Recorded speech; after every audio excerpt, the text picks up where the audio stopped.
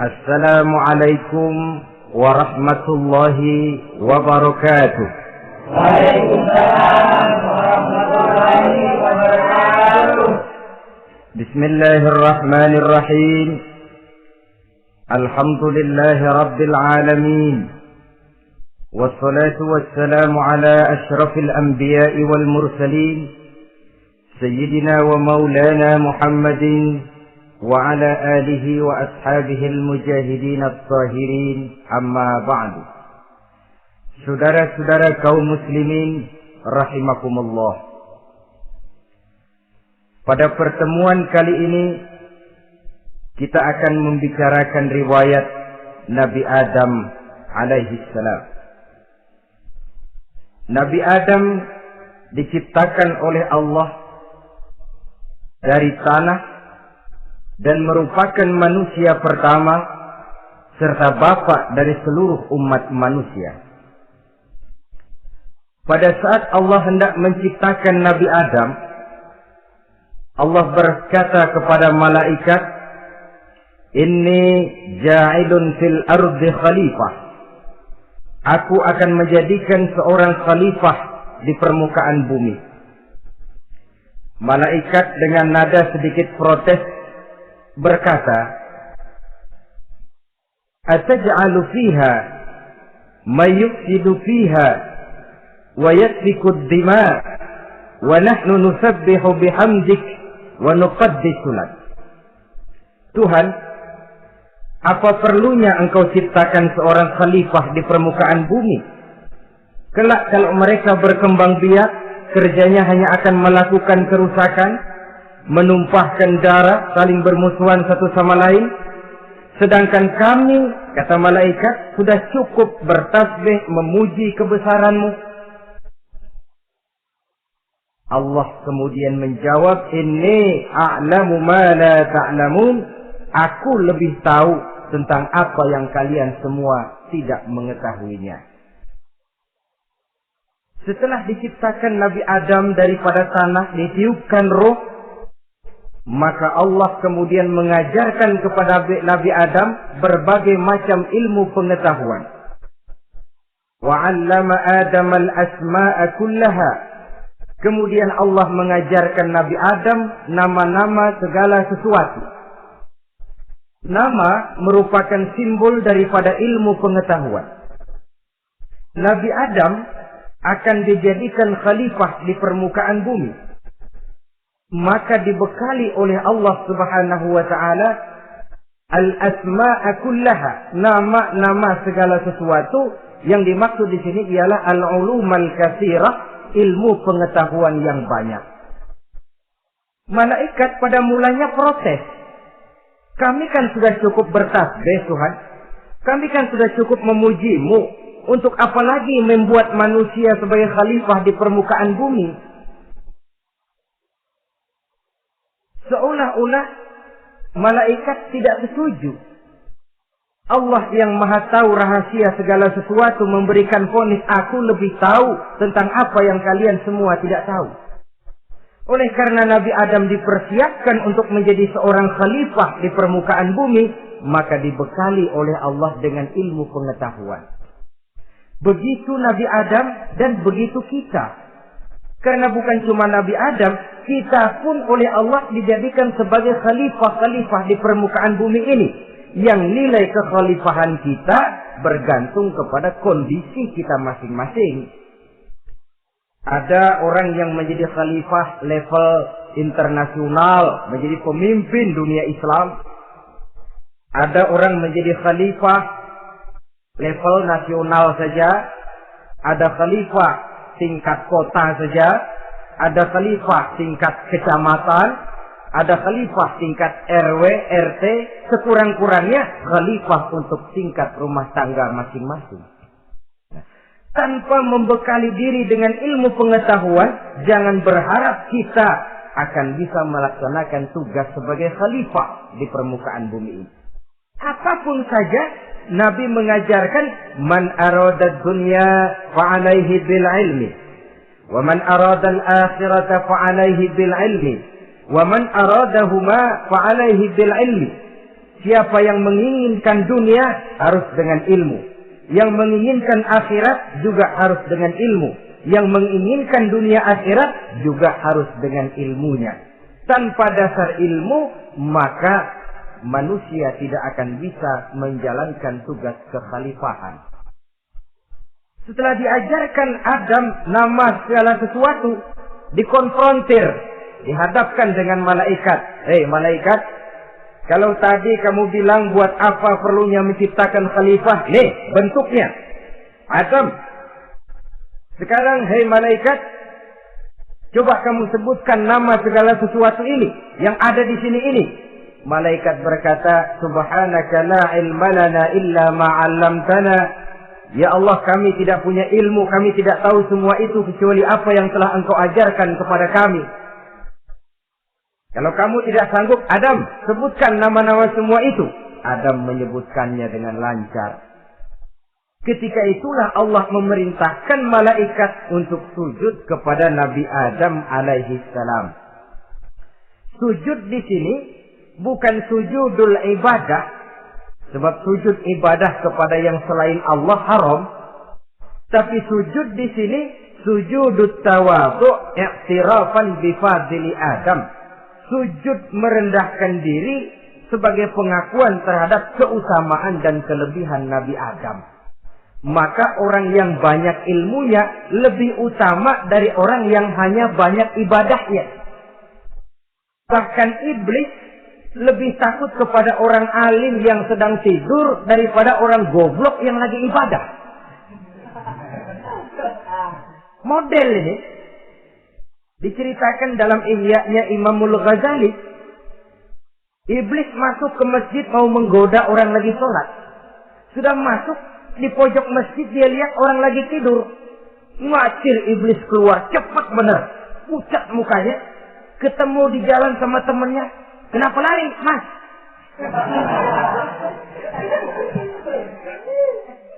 Kata temannya, saya mau goda orang sholat.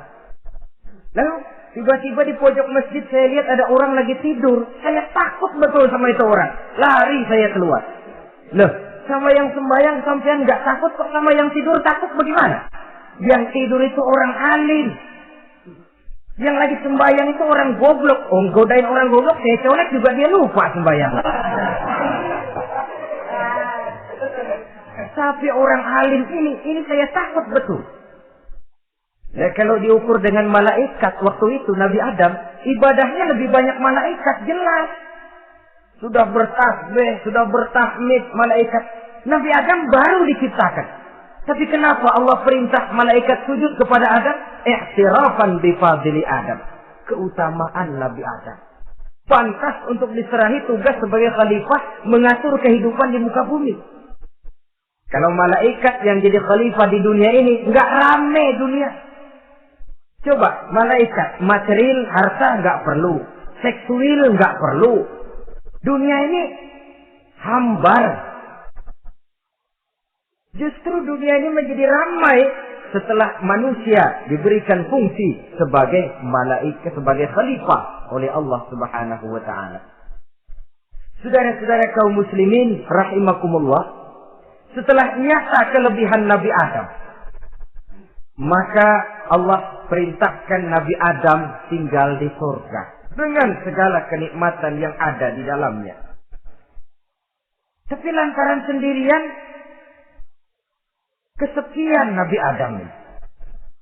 Allah Maha Tahu, maka diciptakannya pasangannya, yaitu Siti Hawa dari tulang rusuk yang sebelah kiri. Sehingga Nabi pernah pesan begini, Istausu bin nisa fa innahunna khuliqna min dhil'in. Hati-hati kamu menghadapi perempuan. Yang tolong dengar nih yang laki-laki, yang perempuan belaga budak aja dulu lah. Hati-hati kamu menghadapi perempuan. Wa innahunna khuliqna min dhil'in, karena perempuan diciptakan dari tulang rusuk sebelah kiri. Apa watak tulang rusuk? Tulang rusuk itu kan bengkok. Perempuan tuh begitu, didiemin aja bengkok terus, dikerasin patah.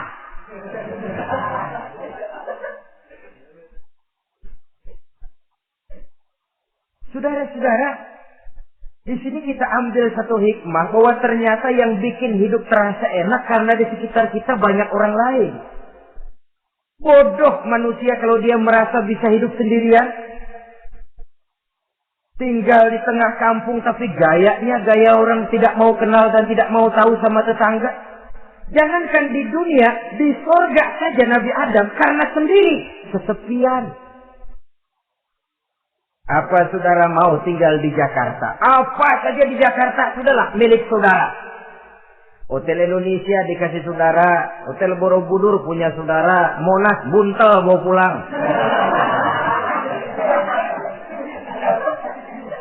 Semanggi ambil, tapi di Jakarta saudara tinggal sendirian. Kira-kira enak nggak? Ternyata yang bikin hidup terasa nikmat karena di sekitar kita banyak orang lain. Begitulah Allah ciptakan Siti Hawa. Setelah diciptakan Siti Hawa, natur manusiawi. Nabi Adam mau main pegang aja. Kata Allah, hai Adam, jangan kau sentuh sebelum kau bayar maharnya. Maharnya apa ya Allah? Maharnya an tusalliya ala Muhammadin sallallahu alaihi wasallam. Maharnya kau berselawat kepada Nabi Muhammad. Manusianya belum lagi diciptakan tapi namanya sudah ada. Nurnya sudah ada. Bahkan dijadikan mas kawin antara Adam dengan Hawa. Karena itu dalam Islam sebenarnya urusan kawin itu bukan yang sulit. Maka jangan dipersulit. Tapi juga jangan digampang-gampangin.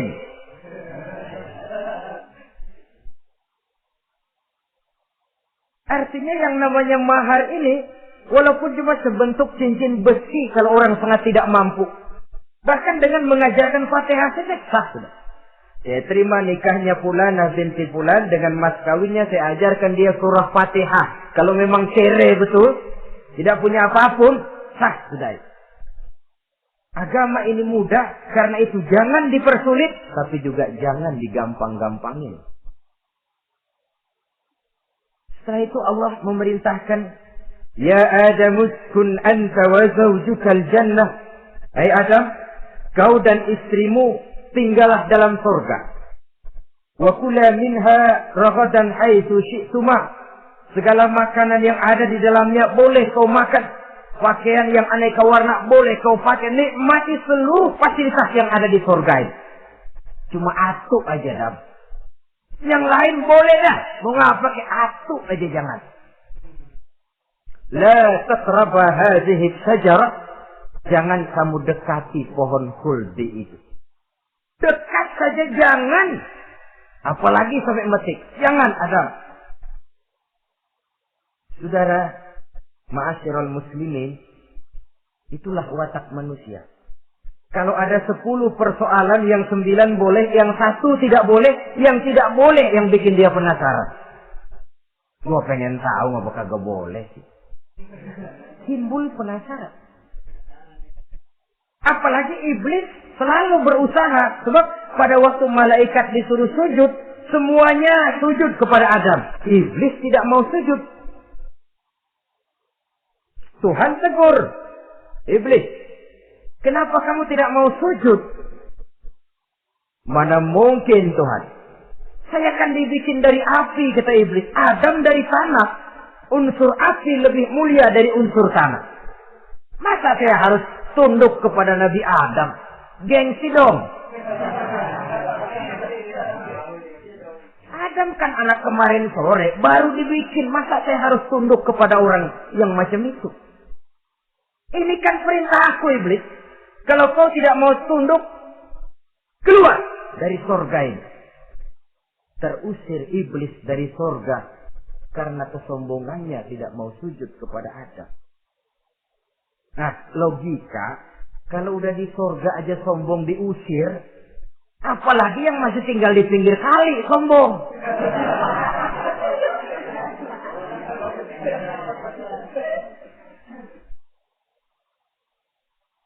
Tapi sejak peristiwa terusirnya itu, iblis bikin proklamasi.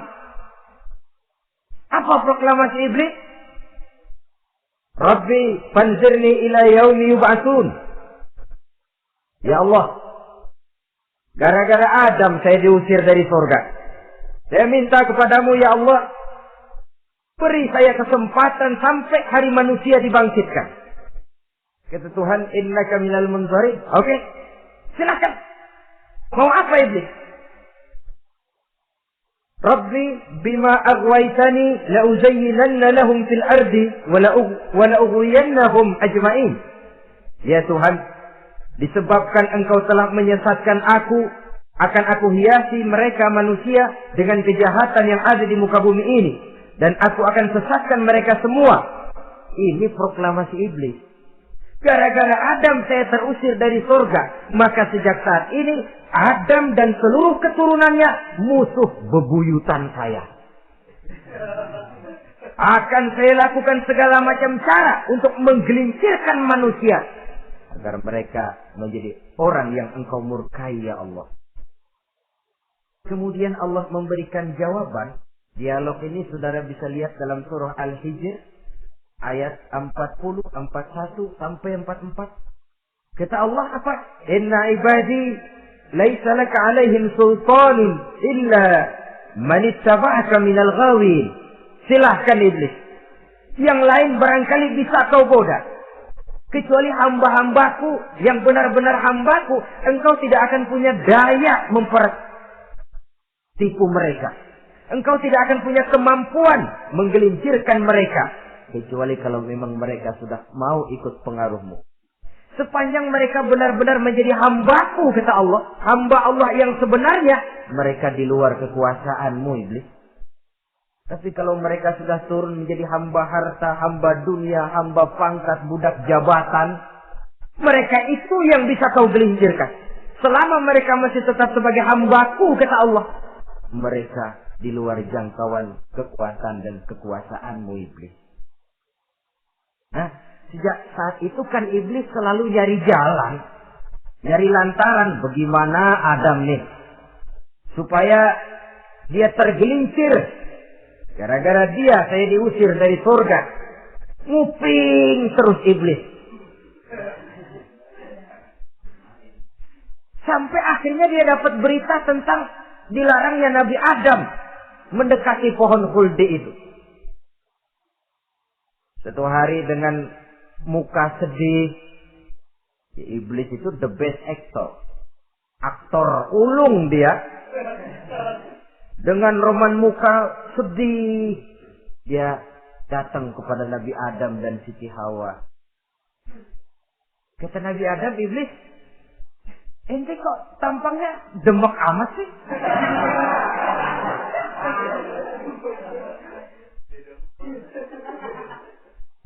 Kenapa begitu sedih? Adam, saya sebenarnya tidak ada yang bikin saya sedih.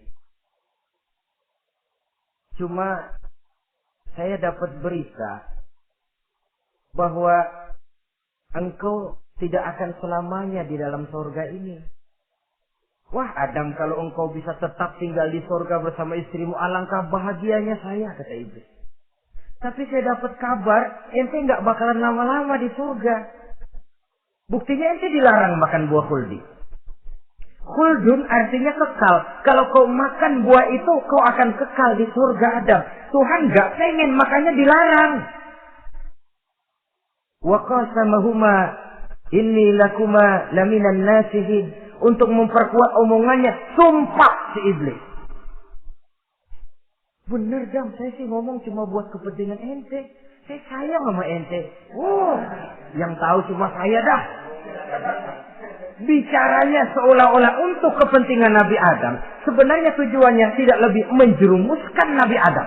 Begitu iblis zaman dulu, zaman Adam, dan begitu iblis zaman sekarang. Seolah-olah bicaranya untuk kepentingan umat Islam. Tapi sebenarnya tujuannya ngelecehin. Memperdayakan umat Islam. Dia bilang kepada Adam, saya sih cuma ngasih saran Adam, kalau ente pengen selamanya di surga, petik aja tuh buah. Pokoknya beres dah. Itu si Tuhan ngarang, dia bohongin doang lu. Supaya kau dan istrimu tidak lama-lama di surga, maka dilarangnya kau memakan buah khuldi itu. Udah, embat saja. Saudara-saudara, tipu daya iblis ini bisa kita baca dalam surah Al-A'raf ayat 20 sampai ayat 22. Nabi Adam tergoda,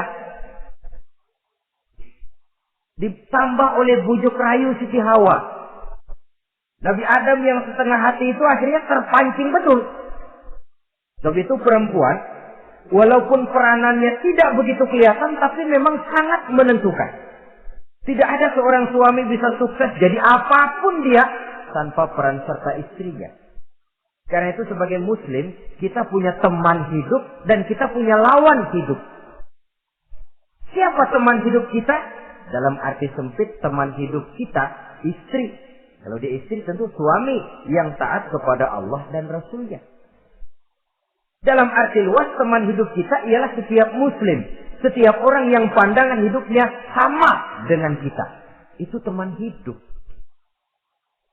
Lalu lawan hidup kita siapa? Lawan hidup kita secara mutlak iblis dalam segala bentuknya. Iblis yang berbentuk halus, ini ngusirnya ada lebih gampang. Konon ya, iblis setan itu kalau dengar orang azan kan lari. Takut dia. Dibacakan bismillah, minggir. Yang sulit diusir ini iblis yang berbentuk manusia. Diazanin nyengir.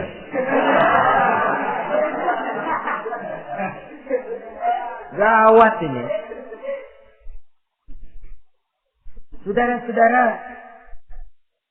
ini musuh dalam artian mutlak. Sedangkan musuh dalam artian ideologis, setiap orang yang pandangan hidupnya tidak sama dengan kita. Bahasa langsungnya, setiap orang di luar Islam secara ideologis, ya. Adapun secara manusiawi, kita tetap toleransi, saling menghormati, setuju dalam perbedaan pendapat, kembali kepada prinsip lakum dinukum. Kewajiban saling menghormati sesama manusia, tapi secara ideologis tidak ada kompromi. Begitulah Nabi Adam tergoda. Dan begitulah iblis selalu menggoda keturunan-keturunan Nabi Adam sampai kepada kita sekarang ini. Tiap kali kita hendak melakukan berbagai kebaikan, iblis ini mulai bisik kasar, kusuk, kesek.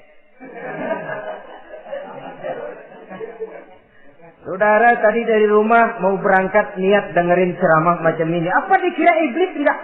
Wah, gatal iblis. Kata iblis, alah jangan bertingkah lah dengerin ceramah. Ceramah mah urusan 70 ke atas. Ente masih muda. Berjuang kita. Jihad, bismillah. Tidak, saya mau dengar ceramah. Berangkat kita ke tempat ini. Sampai di sini apa dikira iblis diam? Enggak. Dia bisikin lagi. Iya. Loh, hadir ke sono dah. Cuma nyampe sono. Ngomong aja ngomong dah. Ustaz mah jangan didengerin. Ngomong aja udah. Perang lagi jihad. Saya nggak mau ngomong. Mau dengerin betul-betul. Kata iblis, iya lo dengerin dah, jangan ngomong, cuman pulas.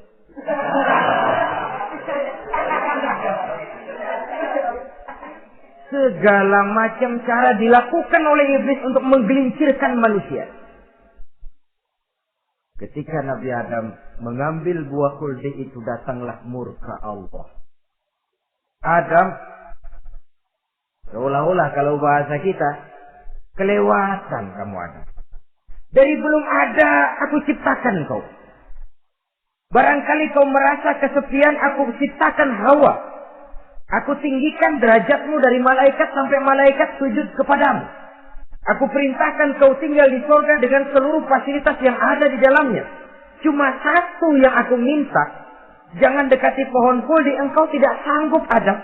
Keluar dari surga ini. Terusir Nabi Adam dan Siti Hawa dari surga. Turun ke dunia ini. Turun terpisah lagi. Ya Allah. Orang itu kalau biasa susah, ketemu susah sih menglalap namanya. Makanannya. Tapi biasa seneng ketemu susah. Ini yang kalau tidak kuat mental. Tengoklah zaman sekarang kan nih. Kalau tuan-tuan rajin baca pos kota. Kayaknya nyawa murah bener. Pasal duit 100, nyawa hilang. Pasal diputusin siapa pacar, begon ditenggak. Gantung diri pakai tali plastik. Murah betul kelihatannya jiwa itu. Sehingga pantas kalau Nabi pernah katakan irhamu salasatan minan nas, sayangilah 3 macam manusia. Pertama, azizan zalla, orang mulia yang jatuh hina. Pejabat tinggi kalau pensiun kesian bener. Ya Allah. Udah nggak ada yang ngasih hormat, tanda tangan nggak laku. Azizan zalla, orang mulia yang jatuh hina. Yang kedua, ghaniyan qad iftaqara, orang kaya jatuh miskin. Dari hidup serba ada jatuh melarat. Yang ketiga, faqihan yal'abu bihil juhal. Ahli fikih ngerti hukum tapi dipermainkan oleh orang-orang bodoh yang kebetulan punya kekuasaan. Lalu keluar fatwa sesuai dengan pesan sponsor. Yang halal bisa jadi haram, yang haram dibikin remeng-remeng. Ahli fikih dipermainkan oleh orang bodoh. Kasihan betul. Terpisah Adam dengan Hawa ini. Adapun Nabi Adam turun menyesal dengan seluruh kesalahannya. Sujud, taubat, menangis. Menurut riwayat, 300 tahun beliau sujud. Seraya membaca Rabbana zalamna anfusana wa illam taghfir lana wa tarhamna lanakunanna minal khasirin. Ini doanya Nabi Adam. Ya Allah, kami telah zalim kepada diri kami sendiri. Andai kata Engkau tidak kasihan, tidak memberikan ampun kepada dosa yang kami lakukan, sungguh kami termasuk ke dalam golongan orang-orang yang rugi. Ini yang dibaca Nabi Adam dalam taubatnya. Di akhir taubatnya, Nabi Adam munajat kepada Allah. Ya Allah, dengan kebesaran Muhammad, ampunilah dosa saya. Allah tegur, kaifa araftahu ya Adam wa lam akhluqhu. Dari mana kau bisa tahu nama Muhammad Adam, padahal aku ciptakan saja belum manusianya. Kata Nabi Adam, pertama, ketika engkau ciptakan saya, engkau tiupkan ruh ke dalam jasad saya, terbuka mata saya memandang ke bawah arasmu. Di sana nampak dengan jelas tertulis di kaki arasmu, La ilaha illallah Muhammadur Rasulullah. Taulah saya bahwa Muhammad ini orang yang paling dekat dengan engkau ya Allah. Sampai namanya bergandengan dengan namamu di kaki arasmu. Yang kedua, ketika saya hendak menyentuh Hawa, kau juga yang mengatakan jangan kau bayar maharnya sebelum kau bersolawat kepada beliau.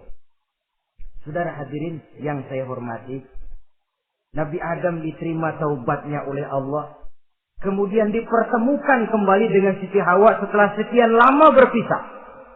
Pertemuan itu terjadi di satu dataran luas, di satu padang yang luas, yang sampai sekarang dinamakan dengan Padang Arafat.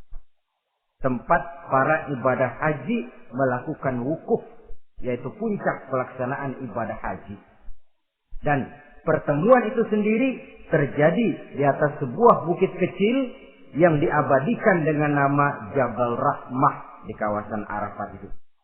Di atas Jabal Rahmah itu ada satu monumen kecil untuk mengabadikan pertemuan Nabi Adam dengan Siti Hawa. Lalu tinggallah keduanya di permukaan bumi ini. Oleh Allah diberikan karunia keturunan yang banyak. Dan tiap kali lahir kembar. Kembarnya laki perempuan, laki perempuan, laki perempuan. Dari sinilah berkembang biak manusia. Di mana di zaman Nabi Adam perkawinannya kilang. Karena tentu tidak ada manusia lain.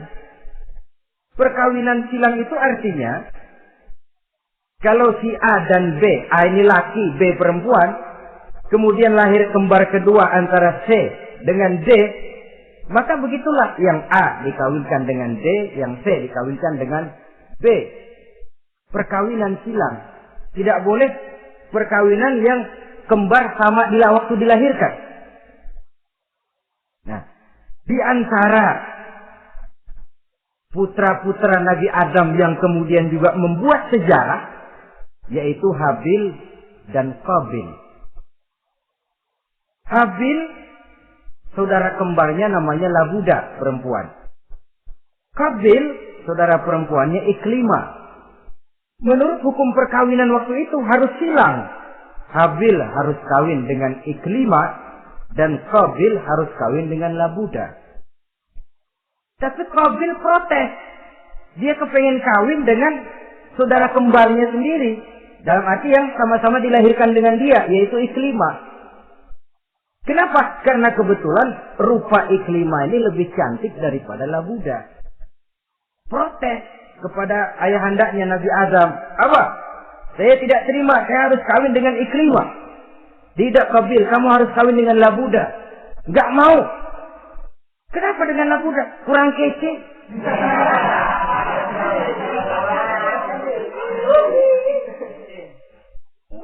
Bertengkar, Nabi Adam tidak berhasil menyelesaikan, lalu diserahkan saja kepada Allah. Kata Allah begini saja, bikin korban, kamu berdua, Habil, Qabil. Siapa yang korbannya aku terima, dia boleh kawin sama Iklimah. Ternyata korban yang diterima adalah korbannya Habil. Jadilah Habil kawin dengan Iklimah, tapi Qabil tidak puas. Dendam kesumatnya timbul, iblis ngilikin. Resek-resek. Akhirnya dibunuh saudaranya Habil ini. Inilah sejarah pembunuhan pertama dalam kehidupan manusia. Qabil membunuh Habil. Habis dibunuh bingung. Bagaimana naruhnya ini mayat? Allah lalu memberikan petunjuk. Dalam Al-Ma'idah ayat 31 itu dijelaskan. Ada burung gagak berantem sama burung. Yang satu mati. Nah, oleh yang masih hidup, tanah ini dicakar-cakar sama kakinya dan sama paruhnya. Jika berbentuk lubang, bangkai saudaranya itu dimasukin ke lubang itu, lalu diuruk lagi pakai tanah. Oleh cakar kakinya dan paruhnya itu. Sehingga Qabil, cara ini bisa. Itulah sejarah penguburan pertama dalam perkembangan manusia. Oleh karena itu, Nabi memberikan penjelasan, man sanna sunnatan hasanatan falahu ajruha wa ajru man amila biha wa fi riwayatin wa ajru man tabi'aha. Siapa orang yang melakukan satu kebajikan, dia akan mendapat pahala dan pahala dari orang-orang yang mengikuti kebaikannya. Misalnya saudara membentuk pengajian. Ramai pengajian saudara. 1000 orang yang datang ngaji, 1000 orang saudara dapat pahala. Sponsor kebaikan. Sebaliknya, wa man sanna sunnatan sayyi'atan falahu ismuha wa ismu man amila biha, ay wa ismu man tabi'aha. Siapa yang memulai suatu kejahatan, dia akan mendapat dosa dan dosa dari orang-orang yang melakukan atau mengikuti kejahatannya. Umpamanya, saudara mengadakan pesta. Lalu dalam pesta itu terjadi segala macam maksiat. Maka seluruh maksiat yang terjadi malam itu di tempat itu, saudara ikut dapat dosanya. Kenapa? Sponsor. Tiap kali ada pembunuhan, Qabil dapat andil dosa. Kenapa? Sponsor. Tapi kalau 2 orang muslim, ini masalahnya Habil nggak ngelawan kan, dibunuh. Tapi kalau 2 orang muslim berkelahi, kata Nabi apa? Apabila 2 orang muslim saling berbunuh-bunuhan, maka al-qatil wal maqtul finnar. Baik yang membunuh ataupun yang dibunuh, dua-duanya neraka. Sahabat heran, ya Rasul, kalau yang ngebunuh masuk neraka pantas, tapi ini yang dibunuh kenapa neraka juga? Soalnya sama-sama niat, cuman keduluan aja. Itu kan masalahnya. Andai kata dia nggak terbunuh, dia yang akan membunuh. Niat itu sudah ada. Nah, kalau Habil ini dia tidak punya niat membunuh, dia memang dibunuh oleh Qabil. Saudara-saudara kaum muslimin rahimakumullah. Lalu dari situlah berkembang biak keturunan Nabi Adam alaihi salam. Sehingga dengan demikian bisa kita katakan sebagai satu konklusi. Pertama, bahwa manusia adalah makhluk Allah yang menempati kedudukan tertinggi. Dan berasal dari Nabi Adam sebagai manusia pertama. Dengan malaikat sekalipun, manusia sebenarnya lebih tinggi.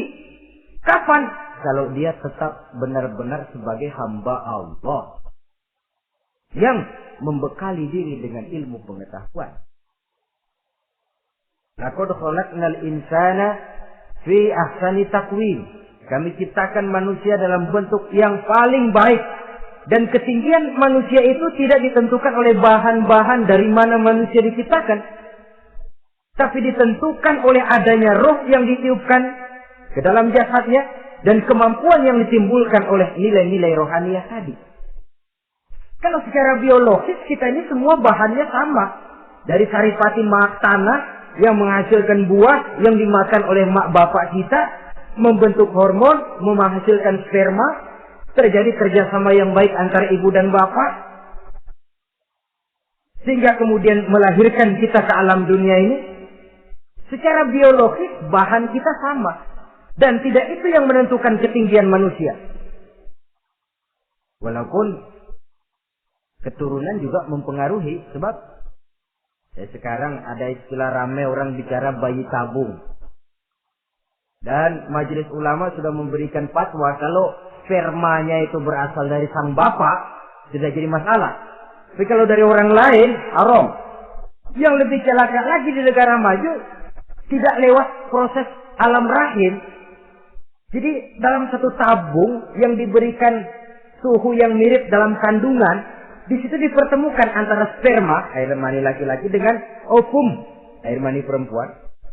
Diberikan suhu yang mirip dalam kandungan, dan itu diharapkan bisa menghasilkan manusia lewat tabung kaca itu. Saya tidak sanggup bayangkan kalau sekarang orang tanya asal-usul kita, kan kita masih enak jawab. Kamu anak siapa? Oh, bapak saya fulan, ibu saya fulana. Oh, kenal saya. Tapi manusia yang akan datang kalau proyek ini berhasil. Bapakmu siapa? Enggak tahu, saya dulu keluar dari tabung, Pak. Rendah betul martabat manusia. Sama saja dengan ada perempuan pernah protes, Pak, Islam itu enggak adil katanya. Kenapa? Masa dalam Islam laki-laki boleh kawin lebih dari satu, tapi perempuan enggak boleh kawin lebih dari satu? Supaya sama-sama adil, boleh dong perempuan punya laki lebih dari satu. Saya bilang, justru disitulah Islam itu hendak menjaga martabat manusia. Kalau seorang suami punya istri empat-empatnya lalu hamil, bapaknya jelas. Tapi kalau perempuan satu punya suami 4, lalu hamil, bapaknya yang mana ya?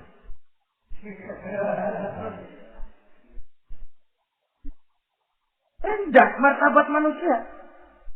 Ketika si bayi lahir, ibunya lihat, nah ini jidatnya kayak si A. Sudah ini anakmu saja nih, jidatnya jidat kamu. Kata antar dulu jidat saya, tapi kuping B ini gak mau. Terkatung-katung si anak tanpa tahu kemana dia mesti manggil bapak.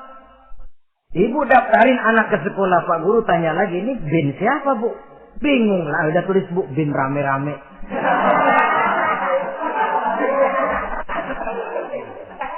Kan rusak martabat manusia kalau sudah begitu. Justru Islam ini menjaga ketinggian martabat manusia. Jadi manusia itu fi ahsani taqwim, Kapan? Kalau dia bisa menjaga kehambaannya di hadapan Allah dengan melaksanakan fungsi sebagai khalifah di permukaan bumi. Tapi bila dia sudah tidak lagi menjadi hamba Allah, tidak lagi berfungsi sebagai khalifah, dia sudah masuk summa radadnahu asfala safilin. Kami kembalikan ke tempat yang paling rendah, lebih rendah dari binatang sekalipun. Kalau dia tetap menjaga posisinya lebih tinggi dari malaikat, malaikat saja sujud kepada Nabi Adam. Apalagi kepada makhluk-makhluk yang lain manusia ini.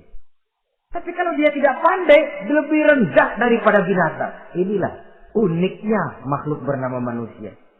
Dengan posisinya, dia bisa menjadi lebih tinggi dari malaikat, tapi juga dia bisa meluncur lebih rendah daripada binatang. Untuk menjaga itulah diperlukan agama dalam kehidupan kita sekarang ini. Bukan cuma sebagai lipstick, tapi sebagai pedoman, sebagai way of life. Yang akan mewarnai cara kita berpikir, state of mind, rule of thinking. Cara kita memandang kehidupan ini. Diwarnai oleh nilai-nilai agama. Dengan demikian, maka manusia bukan keturunan kera. Sebab ada satu teori, namanya teori evolusi, yang disampaikan buat pertama kali oleh Charles Darwin. Dia mengemukakan teori bahwa perkembangan kehidupan sesungguhnya di dunia ini menunjukkan mata rantai yang utama melalui apa yang dia namakan seleksi alamiah. Mula-mula dari ikan, melalui seleksi ke amfibi. Dari amfibi ke reptil, dari reptil ke mamalia. Dari mamalia ke mamalia kecil. Dari mamalia kecil ke primat. Dari primat ke monyet. Dari monyet menjadi Homo erectus. Ini teori Darwin. Tapi dia tidak jelas-jelas mengatakan bahwa manusia keturunan monyet. Hanya seketurunan. Seketurunan kan tidak berarti keturunan. Begini saja. Toyota Kijang sama Toyota Corolla itu seketurunan. Tapi Corolla dengan Kijang kan lain. Cuma seketurunan. Dalam arti sumbernya sama. Makhluk yang tidak tahan seleksi alam oleh udara yang sangat dingin, perkembangan cuaca yang sangat panas, gempa bumi dan sebagainya, seleksi alam dia namakan, hilang, musnah dari peredaran. Seperti ada binatang raksasa itu dinosaurus, sekarang kan cuma tinggal dongeng saja, tinggal nama atau kerangka. Itu oleh seleksi alam dia nggak lulus, hilang. Yang bertahan, yang lulus seleksi alam. Manusia walaupun kecil yang lulus seleksi alam ini. Biar dihantam gempa bumi, angin topan, tetap aja ngejedok. Nah, teori Darwin ini, teori evolusi ini didukung dan dibuktikan oleh peninggalan fosil atau binatang dan tumbuhan yang hidup dan mati selama perkembangannya. Dari bentuk organik pertama hingga pendahulu terdekat daripada manusia. Tapi ada satu kelemahan dari pokok daripada teori evolusi ini. Pertama, garis perkembangan dari Homo erectus, yakni manusia jalan tegak, semacam gorila gitu, sampai kepada manusia mutaakhir masih belum menentu. Artinya, okelah, kalau manusia seketurunan dengan kera, batas antara manusia yang wujud sekarang dengan manusia purba itu apa? Yang menjadi penghubung. Monyet tidak mungkin. Ini dianggap mata rantai yang hilang. Missing link namanya dalam istilah ilmiahnya. Dan ini masih dicari sampai sekarang. Kalau pendahulu terdekat manusia mutaakhir ini manusia purba, katakan Homo erectus, manusia jalan tegak. Lalu generasi sudah itu sebelum berbentuk manusia apa? Ternyata sampai sekarang masih ada missing link, mata rantai yang hilang. Lalu yang kedua, teori evolusi berhenti kepada manusia mutaakhir. Kalau memang kita manusia sekarang ini hasil evolusi, tentu kita akan terus berevolusi lagi. Dan akan jadi apa kita nanti? Ternyata sudah ribuan tahun manusia tetap manusia begini-begini aja. Tidak berevolusi kita ini. Apa lalu matanya jadi cuma satu di tengah? Hasil evolusi? Kan tidak. Tidak berevolusi. Jadi kembali kepada Quran, manusia pertama adalah Nabi Adam. Dan manusia-manusia berikutnya keturunan daripada Nabi Adam. Dan bukan hasil evolusi daripada monyet. Juga tidak akan berevolusi kemana-mana. Kalau demikian benarkah teori evolusi? Untuk mengatakan mutlak benar, bukan wewenang kita. Untuk mengatakan salah total, juga kebenaran ilmu adalah relatif sebagai relatifnya daya pikir manusia. Di samping dia harus membuktikan kebenarannya, maka kebenaran ilmiah adalah kebenaran yang relatif dan temporer. Contoh kecil saja. Dulu orang berteori bahwa bagian yang terkecil dari satu benda namanya molekul, kan begitu? Molekul ini nggak bisa dibagi-bagi. Bagian yang paling kecil dari satu benda namanya molekul. Ilmu terus berkembang. Ternyata molekul sebenarnya terdiri daripada atom. Atom itulah bagian terkecil dari satu benda yang nggak bisa dibagi-bagi lagi. Nah, berubah sudah teori pertama. Tidak jadi molekul sekarang, atom.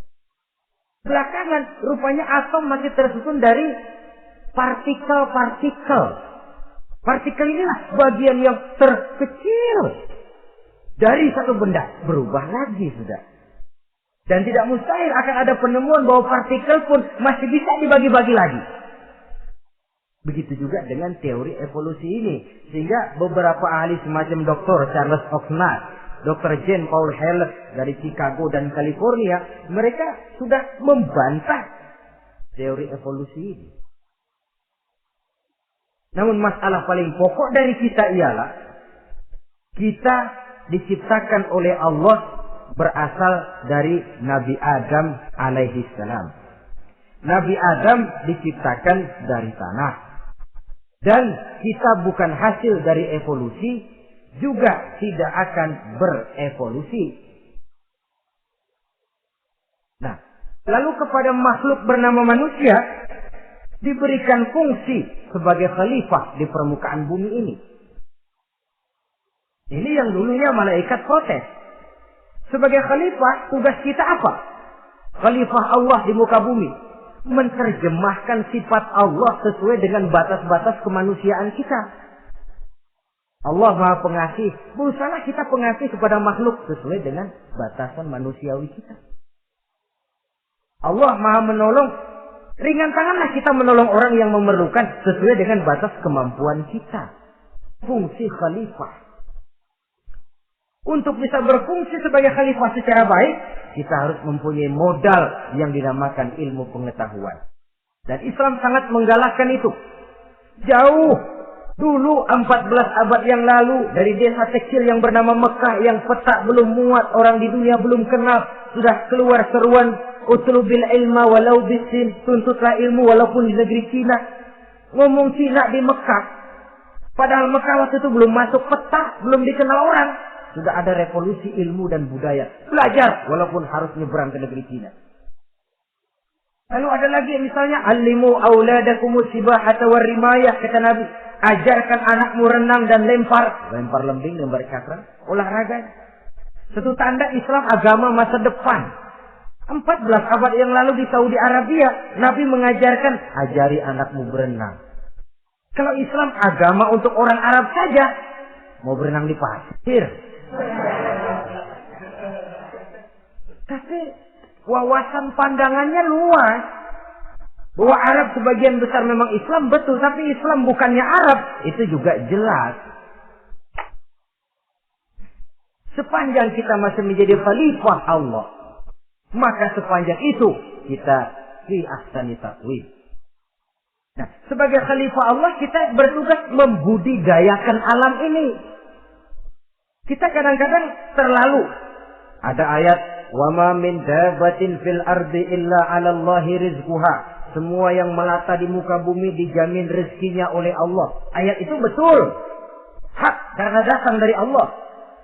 Bahwa rezeki disediakan di muka bumi memang. Tapi rezeki itu tidak turun begitu saja laksana jatuhnya embun di waktu pagi. Kita harus berusaha. Dan usaha manusia mencari rezeki lain dengan ayam. Kalau ayam dari tahun asuh. Dari rezekinya tuh modalnya cuma ceker patok. Coba. Dari tahun 1 ayam asal punya ceker, punya patok, udah dapat rezeki dia. Nggak perlu masuk TK, SD, SMP. Tapi manusia cari rezeki, apalagi zaman sekarang.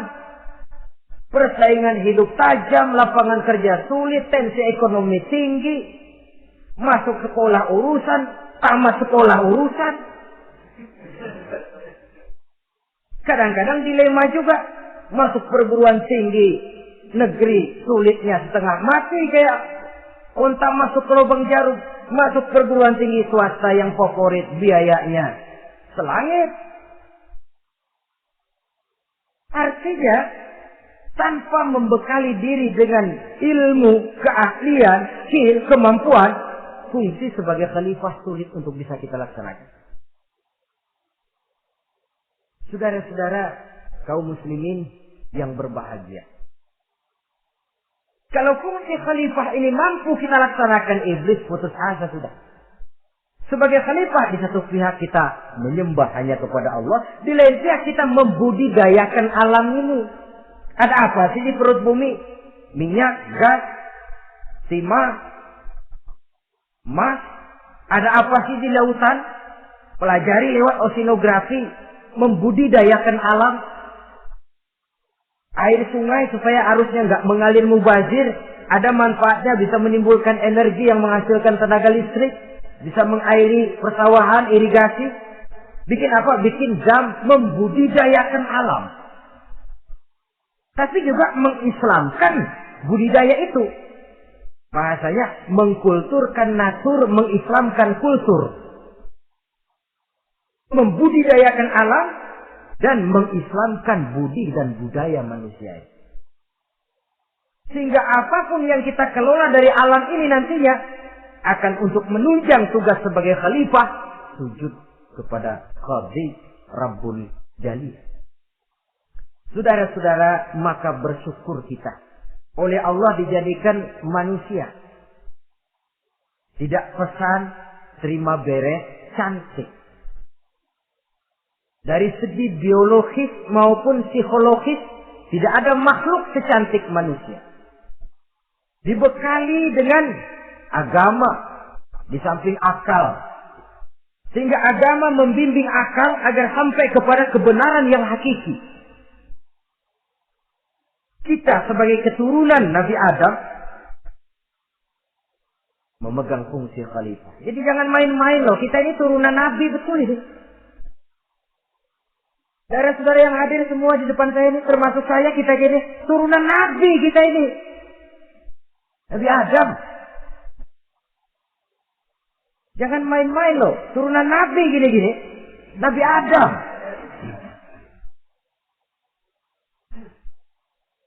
Sayang kalau posisi yang tinggi kita tidak melaksanakan fungsi yang tinggi. Sayang betul. Sebab itu manusia harus adil kepada dirinya dalam arti menjaga diri dari sesuatu yang bisa menghancurkan ketinggiannya dalam pandangan Allah. Jadi kalau kita sudah lemparkan diri ke meja judi, hanyutkan diri ke tempat mabuk, hancurkan diri di tempat maksiat, itu sudah tidak adil kepada diri sendiri. Tidak bisa menjaga ketinggian yang diberikan Allah kepada kita. Dikasih baju bersih, dicemplungin di comberan, diinjek-injek lagi. Kita ini diciptakan fi ahsani taqwim. Masa mau turun berbuat seperti binatang itu makhluk rendah? Masa mau mengikuti tipu dayanya iblis, yang dia sudah proklamasikan bahwa itu musuh bebuyutan kita? Innahu lakum aduwwum mubin. Setan musuhmu yang jelas dalam segala bentuknya. Saudara-saudara, untuk berfungsi sebagai khalifah ini sekali lagi bekali diri dengan ilmu pengetahuan. Dan ilmu itu di zaman kita sekarang tentu kalau Nabi Adam diajari langsung oleh Allah wa 'allama Adam al-asma'a kullaha. Nah kalau kita mau nunggu Tuhan ngajarin, geblek terus. Ya tidak mustahil Allah memberikan ilmu yang disebut ilmu laduni ya. Transfer. Langsung Allah memberikan kepada seorang hamba, membukakan pintu hatinya. Tapi bukan potongan kayak kita yang dapat ilmu laduni macam begitu.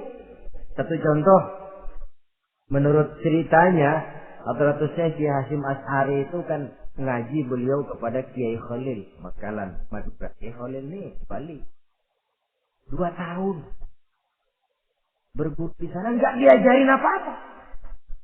Cuma kalau pagi nyari rumput. Tiap hari 2 tahun akhirnya Hadratus saya bilang, Kiai, saya kapan diajari? Sudah Hasyim, kau pulang saja. Insya Allah kau alim. Itu aja pulang jadi orang alim. Jadi samping terus beliau belajar ke Mekah. Kita harus melalui proses belajar. Ini untuk menunjang tugas kekhalifahan kita. Sebagai hamba Allah dan sebagai khalifah Allah di permukaan bumi. Sehingga 2 tugas ini bisa kita laksanakan dengan sebaik-baiknya. Menjaga martabat manusia sebagai makhluk yang mulia dan keturunan dari Nabi Adam alaihissalam. Saudara-saudara, ini sajalah pembicaraan kita kali ini. Terima kasih banyak atas segala perhatian. Mohon maaf atas segala kekurangan. Usikum wa nafsi bitaqwallah. Aqulu qawli hadza. Wassalamualaikum warahmatullahi wabarakatuh.